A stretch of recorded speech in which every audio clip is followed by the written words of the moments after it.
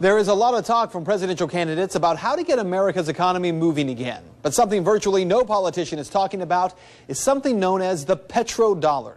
Tonight, we'll tell you what it is and why China is proactively working to destroy it. This is a reality check you're not going to see anywhere else.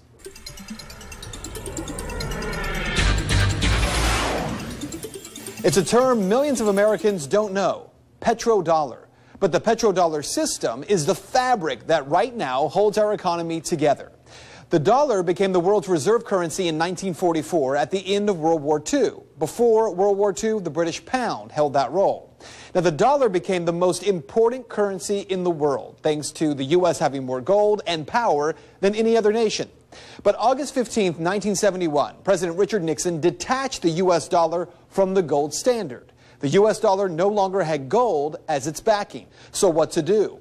In order to keep the dollar from crashing, because it was no longer attached to gold, the U.S. government attached the dollar to something else. Between 1972 and 1974, the U.S. government completed a series of agreements with Saudi Arabia to create the petrodollar system.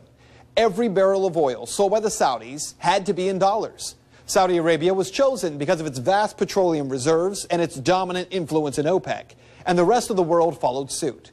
So the dollar, no longer tied to gold, but is now tied to oil. So how does it work? Well, it's pretty simple. If Italy wants to buy oil from Kuwait, it would have to purchase U.S. dollars on the foreign exchange market first to pay for that oil.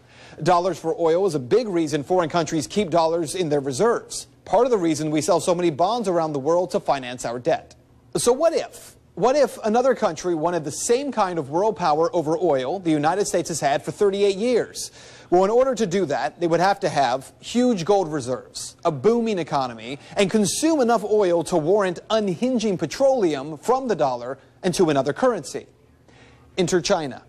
What our media will barely talk about, the Chinese have now entered into 11 international agreements to trade products, including oil, without using dollars. China now has a currency swap deal with Brazil, Japan, Australia, Russia, and Iran. And get this, the deal with Iran, which produces crude oil but they don't refine any, it's just junk for oil trade. Because of UN sanctions on Iran, US dollars cannot be used to buy oil from Iran. But that doesn't mean that Iran isn't selling oil, because they are. Goods including wheat, soybean meal, and consumer products are being traded by China and India for oil. One more thing here. For 38 years, the Saudis have protected the petrodollar, but that could change.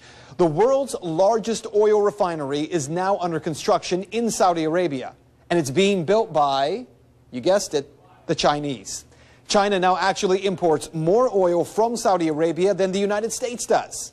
If China becomes Saudi Arabia's most important trading partner, then why should the Saudis continue to only sell oil in US dollars? So here's what this means to you. If China is successful in moving the world away from the petrodollar, and they are working toward it every day, everything made with petroleum, meaning plastics, gasoline, everything, will cost more. All those cheap products Americans love from overseas, they're going to cost more. Gasoline will be significantly more. You think you're paying too much now? Just wait. And that is Reality Check. If you'd like to make your voice heard on this story, you can head over to my Facebook page. You can find it by searching Ben Swan, WXIX.